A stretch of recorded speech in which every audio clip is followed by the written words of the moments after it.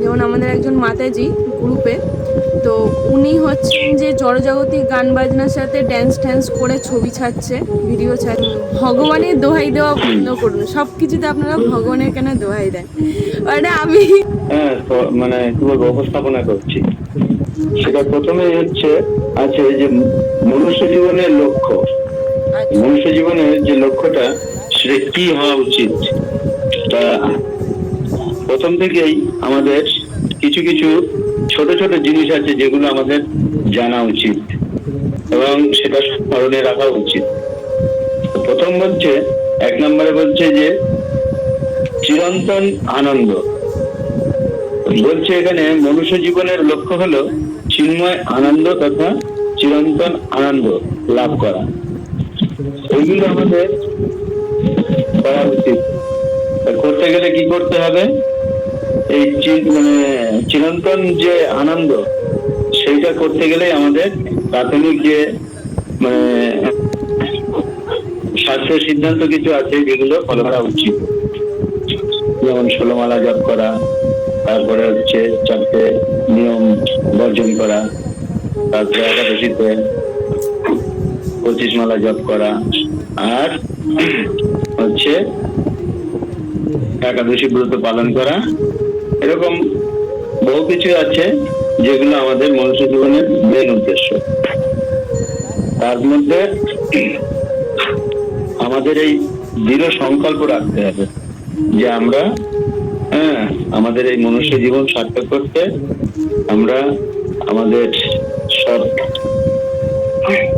হচ্ছে জীবনের বিগত দিনের যে লাইফ সেগুলো ত্যাগ করেছি, এখন আমরা যে নতুন লাইফ শুরু করেছি সেটা হচ্ছে মনুষ্য জীবনের প্রকৃত উদ্দেশ্য কি সেই দিকে লক্ষ্য রেখে আমাদের মানে বা গতিবিধিগুলো সেই দিকে রাখা উচিত। যেমন প্রথমেই আমাদের হচ্ছে জানা উচিত যে ওম, ও উ আর ম, ওম। অর্থাৎ আমরা এই যে আসলাম, কোথা থেকে আসলাম, কিভাবে আসলাম, কেন আসলাম, সেই জন্য গৌরাঙ্গ মহাপ্রভুর সঙ্গে যখন সনাতন গোস্বামী, রূপ গোস্বামী এদের দেখা হয়েছিল, তখন প্রথমেই ওনারা এই প্রথম তার জিজ্ঞাসা ছিল যে কে আমি, কেন মরে, যারে তাপত্তা ইহা নাই জানি মোর কিসে হিত হয়। যে আমি আমার কিসে মঙ্গল হবে আমার সেটা একটু ভালো করে জানাও। আমাদের মঙ্গলটা কিভাবে হবে? কৃষ্ণ প্রেম লাভ করার মাধ্যমে আমাদের মঙ্গল হবে। এটাকে কি বলা হচ্ছে?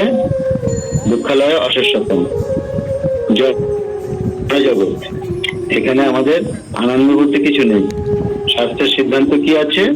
বলছে আনন্দ একটুখানি আছে। সে আনন্দটা কি? বলছে কলির দোষে নিজের রাজন হস্তৈক মহান গুণম কীর্তনস্ব কীর্তন দেব মুক্ত সঙ্গ পরম ব্রহ্ম। আমাদের একটুখানি পুণ্য আছে, সেটা কি? যে হরিনাম যদি করি তার মাধ্যমে যে আনন্দটা হবে সেইটাই আমাদের পরম মঙ্গলময়।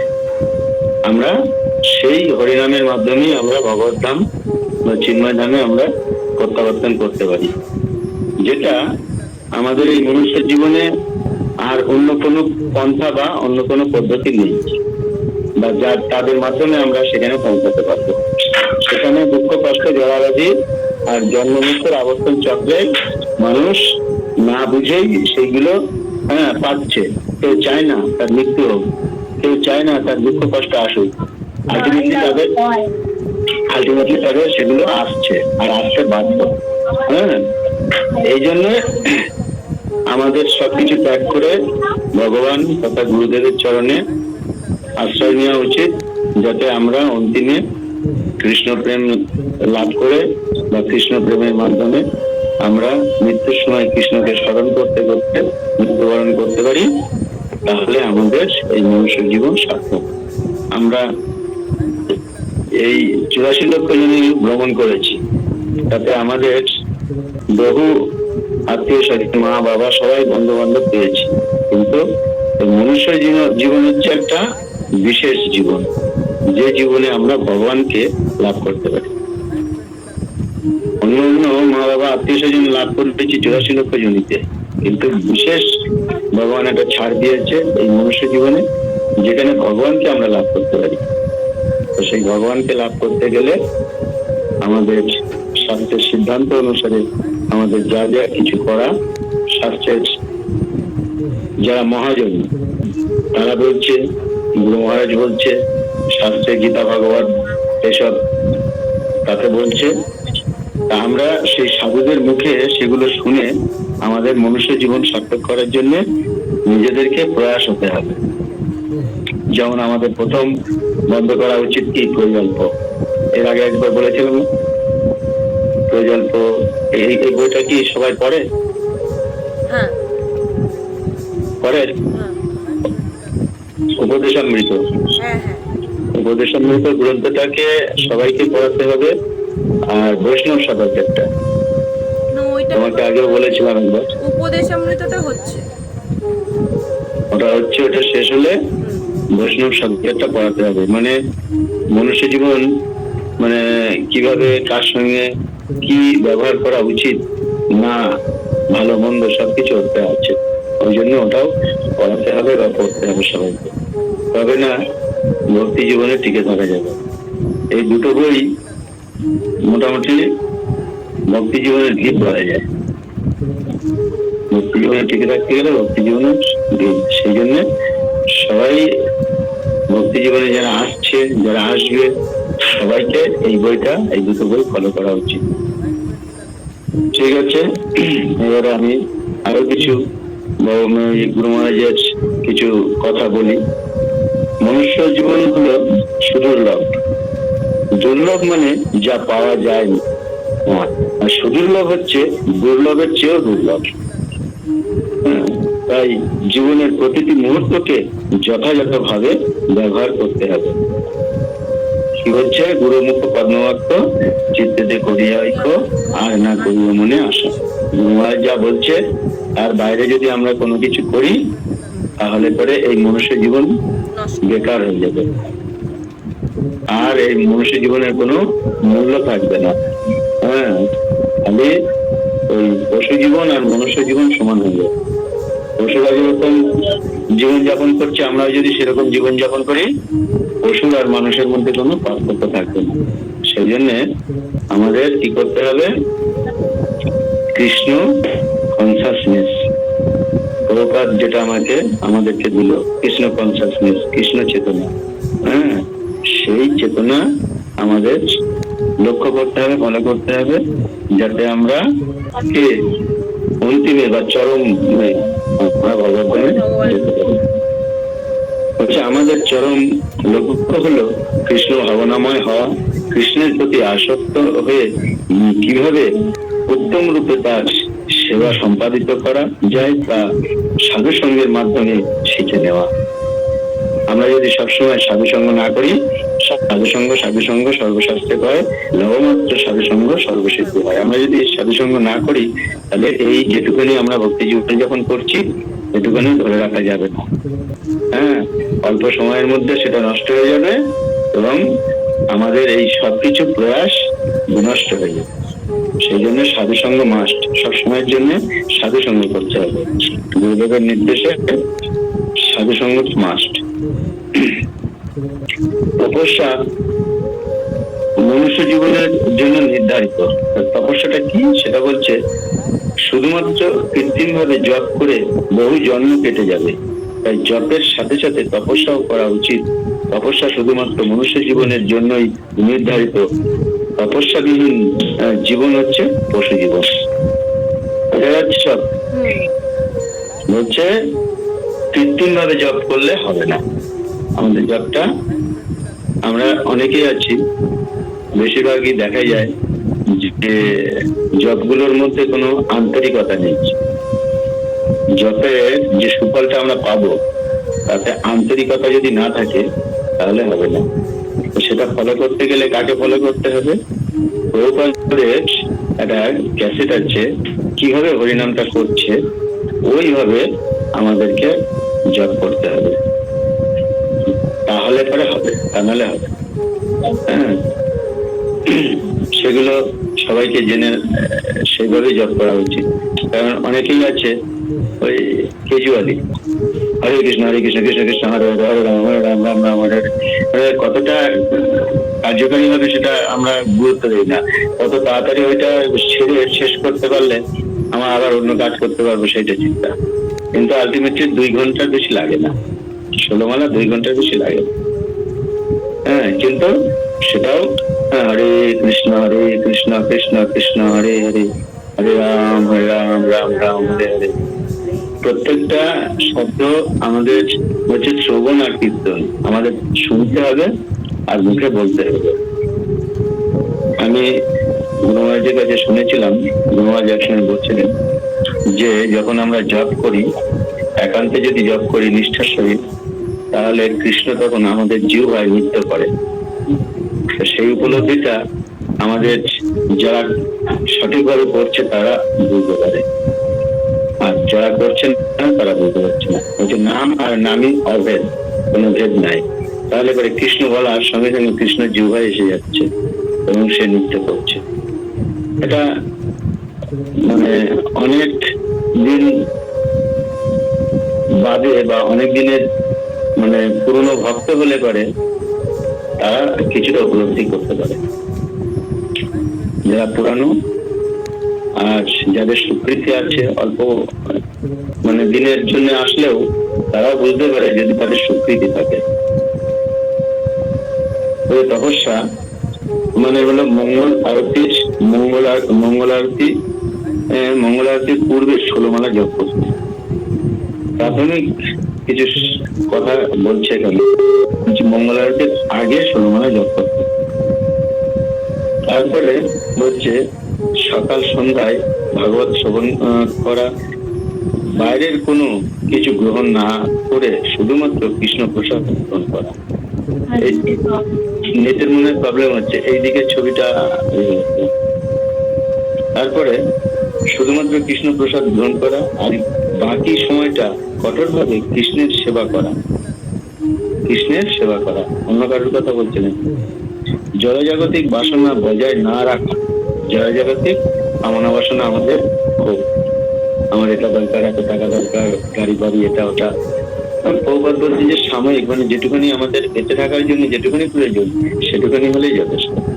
অতিরিক্ত কিছু করতে গেলেই তখন জড়জগতের সব প্রভাব আমাদের মধ্যে পড়বে, আমাদের দুঃখ কষ্ট বেশি। যত বলছে মানে ভোগে ভোগান্তি, ত্যাগে শান্তি। যত ভোগ করবো আমরা ত্যাগ, হ্যাঁ যদি না করি তাহলে আমাদের ভোগান্তি হবে, ত্যাগ করলে পরে আমাদের শান্তি আছে। বলছে জড়জাগতিক বাসনা বজায় না রাখা এবং সব সময় লক্ষ্য রাখতে হবে বৈষ্ণবদের চরণে যেন অপরাধ না হয়। বৈষ্ণব অপরাধ হচ্ছে সব থেকে খারাপ অপরাধ। অপরাধ হলে আমাদের যতখানি আমরা আগিয়েছি তার থেকেও বেশি আমরা ফলদান পাবো। এই জন্য অপরাধ শুদ্ধ হয়ে লহ কৃষ্ণ নাম, কৃষ্ণ মাতা কৃষ্ণ বুদ্ধা কৃষ্ণ ধামতা। কৃষ্ণেরও সংসার করো, ছাড়ি অনাচার, জীবে দয়া কৃষ্ণ নাম, সর্বধর্ম সার। আমাদের অপরাধ শূন্য হয়ে কৃষ্ণ নাম করতে হবে, তাহলে মনুষ্য জীবন সার্থক হবে। তো বলছে আমাদের এমন তপস্যা করা উচিত যাতে আমরা অল্প অসুবিধা অনুভব করি, বাড়াবাড়ি নয়, বরং আমাদের তপস্যা হবে খুব ভোরে ঘুম থেকে জেগে ওঠা, মঙ্গল আরতিতে যোগদান করা এবং কর্তৃপক্ষ যা নির্দেশ দেন সেগুলি পালন করা।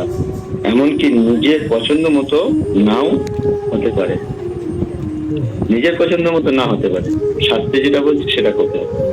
আমার পছন্দ, আমার মন গড়া কোনো কিছু করলে হবে না। জড়জাগতিক জীবন মানে ইন্দ্রিয় তর্পণ, পারমার্থিক জীবনের উদ্দেশ্য হলো কৃষ্ণকে সন্তুষ্ট করার প্রয়াস। তাহলে জয়জাগতিক কি হচ্ছে জীবনটা? জয়জাগতিক জীবনটা হচ্ছে যে ইন্দ্রিয় তর্পণ, আর কৃষ্ণের পারমার্থিক জীবনের উদ্দেশ্য হলো কৃষ্ণকে সন্তুষ্ট করা। তাহলে আমাদের কাজ হবে সবসময় কৃষ্ণকে সে সন্তুষ্ট হয়। কি গোপীনাথ, গোপীনাথ তো জগন্নাথ না?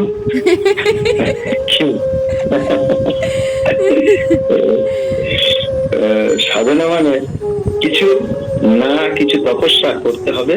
তপস্যা মানে কিছু তপস্যা মানে তুমি যা পছন্দ করো, হ্যাঁ, না তা করা। না আমার হয়তো সেগুলো পছন্দ নয়, শাস্ত্রের সিদ্ধান্ত অনুসারে যেভাবে বলছে সেটা করা। বলছে ভক্তিবিনোদ ঠাকুর বলেছেন, হতাশ হও না, লেগে থাকো। আমাদের অনেক টানা পড়েন আছে, আমাদের অনেক কষ্ট দুঃখ, এটা ওটা সেটা, সুবিধা অসুবিধা অনেক কিছু আছে না, যার জন্য আমরা অনেক সময় বিভ্রান্তির মধ্যে পড়ে যাই। আর কি এই আমাদের আর হবে না, হতাশ হয়ে যায়। সেই বলছে যে হতাশ হলে হবে না, লেগে থাকতে হবে। সবসময় যদি আমরা লেগে থাকি অবশ্যই তার সমাধান হবে। গুরুদেব তথা ভগবান আমাদেরকে কৃপা করবে, কিন্তু গুরুদেবের প্রতি বিশেষ বা অশেষ কি বলবো যে বিশ্বাস থাকতে। যদি আমাদের বিশ্বাসটা কম হয়ে যায় তাহলে পরে হবে। কেউ শিল প্রভুপাদকে জিজ্ঞাসা করেছিলেন কিভাবে বুঝতে পারবেন যে তিনি শুদ্ধ হচ্ছেন। উত্তরে প্রভুপাদ বলেছিলেন খুবই সহজ, ইন্দ্রিয়ভোগের বস্তু দেখে কি তোমার লালসা যাচ্ছে? কে বলতে পারে যে সে সম্পূর্ণ নিষ্কাম? যদি যদি সৎ হও তাহলে আশা আছে। যদি কেউ সৎ হয় তাহলে পরে আশা আছে। কারণ আমাদের যেগুলো বলছে যে ইন্দ্রভোগের যে বস্তুগুলো আমাদের তাদের প্রতি কতটা আসক্তি আছে, সেই আসক্তির উপরে নির্ভর করছে আমরা কৃষ্ণকে কতখানি ভালোবাসি বা ভালোবাসি না। যদি কৃষ্ণকে ভালোবাসি এই জয়জাগতিক ইন্দ্রভোগের যে সুখগুলো সেইগুলোকে আজ করতে দূরে সরিয়ে দিতে হবে। আর কৃষ্ণের প্রতি আমাদের ভক্তি বৃদ্ধি করতে হবে। আর তা নাহলে করে আমাদের সবকিছু নিষ্ফল হবে। যেমন আমাদের একটা সব থেকে বড় খারাপ জিনিস কি, সেটা হচ্ছে আমরা নিজেদের দোষটা স্বীকার না করে অন্যের দোষটাকে বড় করে দিচ্ছি। কেউ অন্যের দোষ দেখছে মানে সে তার নিজের পারমার্থিক জীবনে বিপদ ডেকে আনছে। অন্যের দোষ দেখলে জীবনে আসলে নিজে ভুলটা স্বীকার করতে হবে। ভুল না হলেও অনেক সময় নিজেকে স্বীকার করতে হবে। ঠিক আছে, অন্য ভক্তদের দোষ না দেখে যিনি নিরন্তর হরে কৃষ্ণ মহামন্ত্র জপ করেন, শ্রী চৈতন্য মহাপ্রভু তার প্রতি অত্যন্ত প্রসন্ন হন। বোঝা যাচ্ছে তো? কিন্তু যদি তুমি দোষ দর্শন করে বেড়াও তবে কেউ জানে না তোমার ভবিষ্যৎ কি হবে। আমরা যদি সবসময় কারোর না কারো দোষ দেখে বেড়াই তাহলে আমাদের ভবিষ্যৎ যে খারাপ সেটা কোথায় গিয়ে পৌঁছাবে সেটা আমরা বলতে পারবো না। সেটা ভগবান ঠিক যেমন কর্ম তেমন ফল ঠিক ব্যবস্থা করে দেবে। এই জন্য কারোর দোষ দেখলে হবে না, সবসময় চিন্তা করতে হবে ঠিক আছে ও ভুল করছে ঠিক করছে সেটা হচ্ছে ভগবান আছে, ভগবান দেখবে, ওটা আমার দেখারও বিষয় না। আর ওইটা নিয়ে চিন্তা ভাবনা করে মাথা খারাপ করারও বিষয় না। এই জন্য যে রাগ করছে করুক, আমি কতটুকু পারফেক্ট, আমি কতটুকু কৃষ্ণের জন্য করছি সেইটাকে লক্ষ্য রাখতে হবে, সেইটাকে গুরুত্ব দিতে হবে। ঠিক আছে, আজকে এই পর্যন্তই। আমি আর বেশিক্ষণ সময় দেব না। তোমরা সবাই ভালো থাকো। হরে কৃষ্ণ। হরে কৃষ্ণ প্রভু, ধন্যবাদ, প্রণাম। খুব ভালো লাগলো। মনের মধ্যে কতগুলো প্রশ্ন ছিল কিন্তু মানে কথার মধ্যে দিয়ে প্রশ্নের উত্তর দিয়ে দিয়েছে অলরেডি। আমাদের হ্যাঁ, প্রত্যেকটা লাইন আমার প্রশ্নের উত্তর। মানে আমি যে কটা ভেবে রেখেছিলাম আপনাকে আজকে প্রশ্ন করব, যেমন আমাদের একজন মাতাজি গ্রুপে, তো উনি হচ্ছেন যে জড়জাগতিক গান বাজনার সাথে ড্যান্স করে ছবি ছাড়ছে, ভিডিও ছাড়ছে, ঠিক আছে। তো উনি আবার ইস্কন থেকে দীক্ষা নিতে চান। তো আমি ওনাকে খালি জানিয়েছি, নিয়মটা জানিয়েছি যে ইস্কন থেকে দীক্ষা নিতে গেলে এই ধরনের ভিডিও বানানো যাবে না, জড়জাগতিক গানের সাথে যুক্ত থাকা যাবে না। তাই উনি অনেক কিছু বলে ফেলেছেন। ঠিক আছে। আমি রিসেন্ট আমাদের আবার ভক্তিশাস্ত্রী ক্লাস চলছে, সেখানেও আমি প্রশ্নটা করেছিলাম। সেখানে লক্ষ্মী গোবিন্দ প্রভুজি আমাকে বলেছিলেন যে যদি দেখো যে উনি ঠিকভাবে গ্রহণ করার মতন মানুষ নন, তোমার কথা পাত্তা দেবেন এরকম, বা তোমার অধিকার নেই, তাহলে তুমি সেখানে সাইলেন্ট হয়ে যাবে। তো আমি আপাতত নিরবতা রেখেছিলাম যে আপনার সাথে আগে আলোচনা করব, তারপরে ওনাকে রিপ্লাই দেবো। তো ছিল জয়প্রকাশ স্বামী গুরু মহারাজের যে সিদ্ধান্তের ভিডিও আছে আমার কাছে, যে জড়জগতি গান বাজনার সাথে যারা থাকবে তাদেরকে ইস্কনের থেকে আলাদা করে দেওয়া হবে, ইস্কনে দীক্ষা দেওয়া হবে না। তো সেই ভিডিওটা আমি ওনাকে পাঠিয়েছিলাম, উনি মেসেজ অডিও করে পাঠিয়েছেন যে এই যে যিনি অডিও করেছেন ওটা আমি মানি না, ওনাকে বলুন এইভাবে কথা বলতে বারণ করুন। ঠিক আছে, গুরু মহারাজের সিদ্ধান্তকে ভুল বলছেন। প্লাস যে ব্রহ্মচারী প্রভুজির অডিও ছিল, বলছেন এই যে যেই প্রভুজি আপনাদের এইসব বলছে, ওনাকে বলুন এইসব বন্ধ করতে, এইগুলো বাজে জিনিস। ভগবান কোথায় লিখে রেখে গেছে যে সব ত্যাগ করলে কৃষ্ণকে পাওয়া যাবে? কোথায় লিখে রেখে গেছে আমাকে দেখান আগে। ঠিক আছে, আর একটা প্রশ্ন হচ্ছে, বলছে গৌড়ীয় মঠে তো হরিনাম হয়, গৌড়ীয় মঠে তো এত নিয়ম নেই। হ্যাঁ, তাহলে আপনাদের ইস্কনে কেন এত নিয়ম? ঠিক আছে, তো আপনারা ইস্কনের লোকেরা এত কথায় ভগবানের দোহাই দেওয়া বন্ধ করুন। সব কিছুতে আপনারা ভগবানের কেন দোহাই দেন? মানে আমি ওনাকে উত্তর দেবো কি, আমি তো শুনেই মানে স্পিচলেস হয়ে গেছি। প্রথমত গুরু মহারাজ সম্বন্ধে কখনোই কথা শোনাই উচিত নয় আমাদের শিষ্যদের, এটা আমাদের শিষ্যদের কাছে খুবই আছে।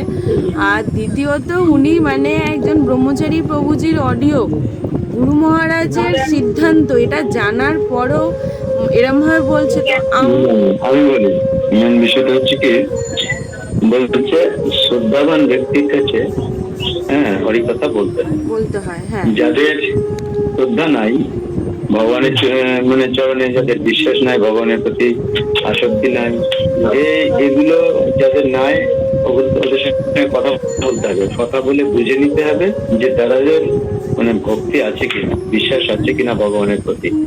সেই যদি না থাকে তাহলে পরে কি করতে হবে না, তাদেরকে অ্যাভয়েড করে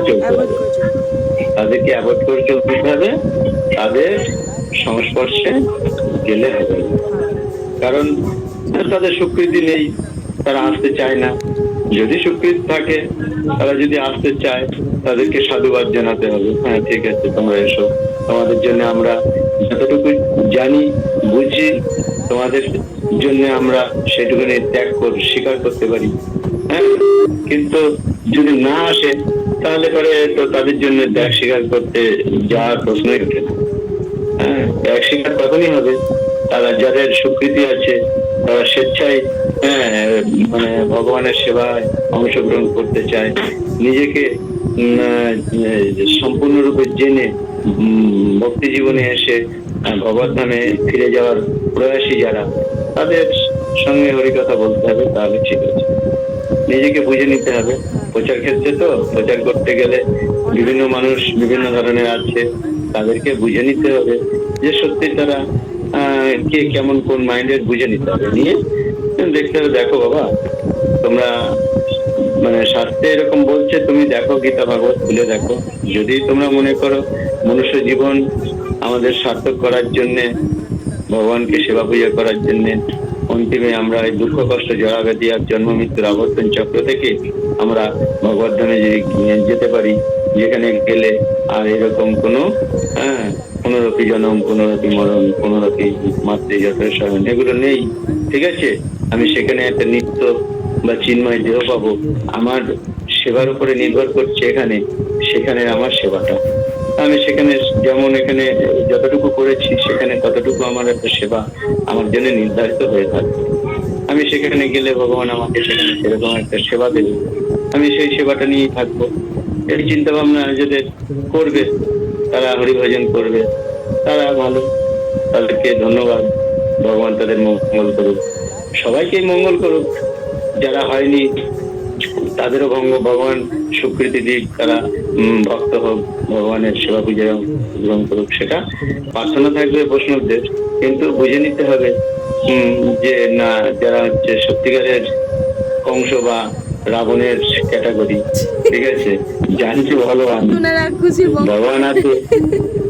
আত্মা আমি বলি, আমাদের শরীরে প্রত্যেকটা জীবের শরীরে আত্মা রূপে ভগবান বিরাজ করছে। তাহলে ভগবান হচ্ছে পরমাত্মা, আর আত্মার রূপে আমাদের শরীরে সবাই রয়েছে ভগবান। তাহলে সেই আত্মা চলে গেলে আমাদের কি হয় বলো? হরি হরি বল, তাড়াতাড়ি শ্মশানের দোল। কিন্তু সেইটা আমরা যদি বুঝেও ভগবানকে মানে অ্যাভয়েড করে চলি, ভগবানকে বিশ্বাস না করি, ঠিক আছে, তখন তাদেরকে আমাদেরকে এড়িয়ে চলতে হবে। তাদেরকে মানে বলতে হবে ঠিক আছে হরে কৃষ্ণ বলেই তাদেরকে ছেড়ে দিতে হ্যাঁ, হবে। thank you। কিন্তু প্রভু এখানে হ্যাঁ। হচ্ছে যে উনি ঘরে গোপাল সেবা করছেন, উনি প্রসাদম মানে নিরামিষ সম্পূর্ণ ভগবানের প্রসাদ পাচ্ছেন, আর হচ্ছে যে একাদশী ব্রত পালন করছেন, ভগবানকে 4 বেলা ভোগ লাগাচ্ছেন, তার ছবিও পাঠাচ্ছেন, স্ট্যাটাসে ছাড়ছেন, আমাদের দিচ্ছেন, আমরা দেখছি। তারপরে যেদিন যেই সবজি খেতে নেই সেইগুলো বললে পরে সেগুলোও মানছেন। কিন্তু উনি তার সাথে জড়জাগতিক গান বাজনাটাও উনি করতে চাইছেন, সেটা বারণ করেছি বলে এই ধরনের আচরণ করছেন। উপরন্তু ভক্তি চরস্বামী মহারাজের ভিডিও পাঠাচ্ছেন আমাকে। স্কুলে মাস্টাররা যখন বলে যে 2+2 হবে 4, এখন কোন ছাত্র যদি বলে না 2+5 সমান হবে 4, ঠিক আছে, তখন বুঝতে হবে সেই ছাত্রর মাথা খারাপ আছে, নাহলে বদমাইশি করছে, ঠিক আছে? তাহলে পরে তাকে বলতে হবে ঠিক আছে থ্যাংক ইউ, তুমি হরে কৃষ্ণ, তোমার সঙ্গে আর আমার কোনো সম্পর্ক নাই, ঠিক আছে? দেখা হলে খালি তাকে হরে কৃষ্ণ বলতে হবে, ওইটুকু। এবারে 1 দিন 2 দিন 3 দিন ও যদি ওরকম করতে করতে করতে করতে ও যদি কোনোদিন স্বীকৃতি হয় বা স্বীকৃতি থাকে, তাহলে পরে ও নিজে থেকে যখন এসে বলবে হ্যাঁ আমি আমার ভুলটা বুঝে ফেলেছি, আমি আর এগুলো করব না, তখন তাকে আবার সাধুবাদ জানাতে হবে, তাকে নিয়ে আসতে হবে, তাকে তার জন্য তো আমরা সঙ্গ দিতে সবসময় হবে। open আছি। কারণ আমাদের শাস্ত্রের বাইরে নাম আর নামই বলছে অভিন্ন। হ্যাঁ, তো সেখানে ভগবানের কথা হ্যাঁ একই, তাহলে পরে সেখানে ভগবান যা বলছে সেখানে আমরা যদি সেটাকে গুরুত্ব না দিই, সেটাকে যদি আমি বলি এটা ঠিক না ওটা ঠিক না, কারণ আমরা তো সিদ্ধান্ত দিতে পারি না, আমাদের সিদ্ধান্ত দেওয়ার অধিকার আছে, ক্ষমতাও নেই, অধিকারও নেই। একজন যিনি হচ্ছেন সর্বশক্তিমান ভগবান কৃষ্ণ, ওনারই সবকিছু আছে। উনি আমাদের বিধাতা, উনি বাঁচাতেও পারে মারতেও পারে, বিধান দিতে পারে, উনি যেটা বলবে সেটাই বিধান, আমরা যেটা বলবো সেটা বিধান হতে পারে না। হ্যাঁ, এই জন্য উনি আমাদের মানে গুরুদেবের মাধ্যমে, তারপরে আমাদের গীতা ভাগবত বেদ পুরাণ এসবের মাধ্যমে উনি আমাদেরকে দেখা দিচ্ছে, আমাদেরকে ডাইরেক্ট। অনেক সময় ধ্রুব মহারাজ, প্রহ্লাদ মহারাজ, পরীক্ষিত মহারাজ অনেকেই পেয়েছে দেখা, আবার এই কুরুক্ষেত্রের যুদ্ধে অনেকে দর্শন করেছে, কিন্তু আমাদের এই চোখে কলিযুগে আমরা হয়তো দর্শন করতে পারছি না। তাহলে আমাদের উনি দর্শন দিচ্ছে, আমাদের সেটা বুঝতে হবে। আমরা দেখা পাচ্ছি না তা না, দেখা পাচ্ছি, দর্শন দিচ্ছে, সেটা কি গ্রন্থ রূপে, উনি ওনার বাণীর মাধ্যমে, বাণীর মধ্যে গ্রন্থরূপে, গ্রন্থের মধ্যে আমাদেরকে দেখা দিচ্ছে। তারপরে আর কে আছে? মেন হচ্ছেন গুরুদেব। হ্যাঁ, ভগবানের প্রতিনিধি হচ্ছে গুরুদেব। সেই গুরুদেব আমাদের ভগবানের প্রতিনিধি হিসাবে আমাদেরকে ডাইরেক্ট শিক্ষা দিচ্ছে। তাহলে আমি যদি সেই গুরুদেবকে অ্যাভয়েড করি তাহলে কি করে হবে? বেদ ভগবত, সেও ভগবান, তাকে যদি অ্যাভয়েড করি তার মানে বুঝে নিতে হবে যে পূর্বজন্মের স্বীকৃতি নেই, তাই সে এগুলো করতে চাইছে না বা এইগুলো বোঝার চেষ্টা করছে না। তাকে থ্যাংক ইউ দিতে হবে, কোনো অসুবিধা নেই, কিন্তু তার সঙ্গে খারাপ আচরণ করলে হবে না। হ্যাঁ, দেখা হবে, খারাপ আচরণ করা যাবে না, কিন্তু মনে মনে তার থেকে অনেক দূরে থাকতে হবে। আমার এখন কাজ আছে, সে আছে, ঠিক আছে, তোমার যদি কখনো প্রয়োজন হয়, তুমি যদি এই পথে আসতে চাও, তাহলে তুমি আমার সঙ্গে পরে দেখা করো, ভালো মন্দ মানে কোনো কিছু আর কি একটু সাইড করে দিতে হবে তাদের, এরকম আর কি। কারণ ডাইরেক্ট তার সঙ্গে বসে আহ, তার গল্প করা তার সঙ্গে একদম যাবে না। আমাদের কার কার সঙ্গে গল্প মানে কথা বলা, ভগবানের কথা বলা উচিত, আর কার কথা শোনা উচিত সেগুলো জানা উচিত। যেমন উত্তম, মধ্যম আর কনিষ্ঠ ভক্ত আছে, উত্তম ভক্তের সঙ্গ করা উচিত, হ্যাঁ, আর মধ্যম আর কনিষ্ঠ ভক্তের কি সঙ্গ দেওয়া উচিত। কনিষ্ঠকে তো দিতেই হবে, আর মধ্যম যারা তাদের সঙ্গ সমান সমান আমি করতেও পারি আবার দিতেও পারি। আর কনিষ্ঠকে মাস্ট আমাকে, কনিষ্ঠের মানে কাছে আমি কিছু শুনবো তা হবে না। কারণ সে তো যদি না জানে তাহলে পরে সে তার কাছে আমি কি জানবো, কি শিখবো? যে জানে তার কাছে শেখার আছে, যে না জানে তার কাছে শেখার নেই।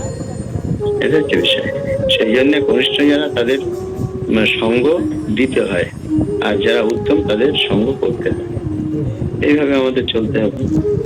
বাবু আরেকটা প্রশ্ন আছে, সেটা হচ্ছে উপদেশামৃত থেকে 6 বেগ কন্ট্রোলে যেটা আছে সেখান থেকে ক্রোধ বেগটা আমি এবার অনেক কষ্ট সংযম করেছি, কিন্তু এই ক্ষেত্রে আমার কিরূপ ভূমিকা থাকা উচিত? প্রশ্নটা হচ্ছে, যদি কেউ আমার গুরু মহারাজকে অসম্মান করেন বা আমার গুরু মহারাজের নিন্দা করেন বা তার সিদ্ধান্তকে ভুল বলেন, তার সাথে আমার কিরূপ মনোভাব রাখা উচিত বা আচরণ করা উচিত? তার থেকে তাকে যদি আমি শাস্ত্রের সিদ্ধান্ত দিয়ে যদি তার যুক্তিটাকে খণ্ডন করতে পারি তা ভালো। আর যদি সেই ক্ষমতা আমার না থাকে তাহলে তার ওখান থেকে কানে আঙুল দিয়ে চলে যাওয়া উচিত। ওই স্থান ত্যাগ করতে হবে সঙ্গে সঙ্গে, মুহূর্ত। ঠিক আছে? কারণ এরকম হয়েছিল, গৌরাঙ্গ মহাপ্রভু যখন দক্ষিণ ভারতে গেছিল, তখন ওই দক্ষিণ ভারতে গৌরাঙ্গ মহাপ্রভুর সঙ্গে সহজিয়া যারা, তাদের এরকম অনেক মানে ঘটনা আছে যেখানে গৌরাঙ্গ মহাপ্রভুকে ভগবান বলে মানছে না, আবার মানে গৌরাঙ্গ মহাপ্রভুকে অনেক সময় তাচ্ছিল্য করছে, এটা ওটা সেটা এরকম। তখন দেখা যাচ্ছে যে গৌরাঙ্গ মহাপ্রভু তাদের সঙ্গে, শাস্ত্রে বলছে কারোর সঙ্গে তর্ক করা যাবে না, কিন্তু তর্ক যুদ্ধ, সেটা কি শাস্ত্রের তর্ক যুদ্ধের মাধ্যমে তাদেরকে বুঝিয়ে দিয়েছিল যে হ্যাঁ, তোমরা যেটা বলছো সেটা শাস্ত্রের সিদ্ধান্ত নয়, এবং সেটা কোনো যুক্তিযুক্ত নয়, সেটা যথাযথ কোনো কিছু নয়, প্রামাণিক নয়। সেই জন্য তোমাদেরটা সঠিক নয়, আমি যেটা বলছি সেটাই সঠিক। সেটা উনি প্রমাণ করে দিয়েছিল এবং তারা মানতে বাধ্য হয়েছিল, পরে ভগবানের ভক্ত হয়েছিল তারা। আমাদের যদি সেরকম যোগ্যতা না থাকে তাদের বোঝানোর, তাহলে আমার তাদেরও সেই স্থান সঙ্গে সঙ্গে ত্যাগ করতে হবে, এরকম। বহু কোনোভাবে কি ওখানে তাহলে যেহেতু গুরু মহারাজের অসম্মান হচ্ছে, সেখানে ক্রোধ প্রকাশ করা কি যথাযথ? না, ক্রোধ করে লাভ হবে না। বললাম দুটো রাস্তা আছে, হয় বুঝিয়ে তাদেরকে ডাউন করতে হবে, আর নাহলে ওখান থেকে চলে আসতে হবে। আমার বলছি যে মানে যে আমার ঘরে আগুন লাগাচ্ছে, সেটাকে আমি মানে বলছি যে কি, কাউকে আমি মারলে পরে অপরাধ হচ্ছে, কিন্তু আমার ঘরে আগুন যদি কেউ লাগায় আমি তাকে মেরে ফেলতে পারি, সেটা আমারই আছে। কিন্তু আমি যদি দুর্বল হই, তাকে যদি না মারতে পারি, তখন কি হবে? তখন আমার ওই স্থান ত্যাগ করতে হবে। তাহলে আমি গুরু মহারাজের ওইটা আমি যদি বোঝাতে না পারি, আমার ওই স্থান ত্যাগ করাটাই বেটার। আমি রাগলাম, রেগে কথা বললাম, তারপরে ক্ষোভ দেখালাম, বিক্ষোভ করলাম, অথচ দেখা যাচ্ছে শাস্ত্রের সিদ্ধান্ত দিয়ে তাকে বোঝাতে পারলাম না, তাহলে রাগারাগাইটাই হলো। হ্যাঁ, ওটা ভালো না। ওই জন্য চলে আসতে হবে ওখান থেকে। হ্যাঁ, আপনি যেটা বলছেন হয়তো ওখানে যেহেতু বরং সেটা রেখে দিতে হবে, হয়তো সেটাই সঠিক হতে পারে। আমি ভালো করে জেনে নিই, যদি আমার মানে জানার পরে আমি বুঝতে পারি যে না, আপনি যেটা বলছেন সেটা ঠিক নয়, তাহলে আমি আপনাকে জানাবো। আর যদি জানি সেটা ঠিক, তাহলে আর আপনার সঙ্গে কোনো জানার তো প্রশ্ন উঠছে না বলে চলে আসতে হবে। ঠিক আছে, হরে কৃষ্ণ, প্রণাম। আপনি যেটা বলছেন সেটাই ঠিক। আমার এখন তাড়া আছে, আমি আর এখানে থাকতে পারছি না, আমি চলে গেলাম। এরম মানে কৌশল।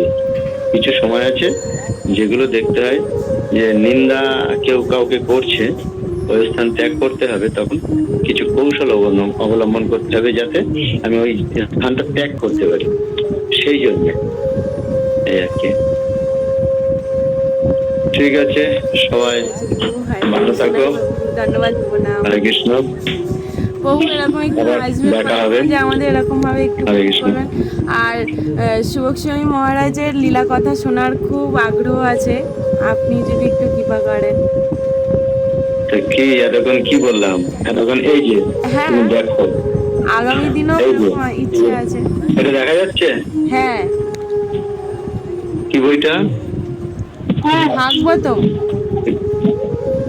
পড়া যাচ্ছে? লেখাটা পড়া যাচ্ছে? আরেকটু এদিকে আনুন। অমৃত এদিকে? উপদেশ, শ্রী অমৃত হুম অমৃত উপদেশ, শ্রী অমৃত উপদেশ।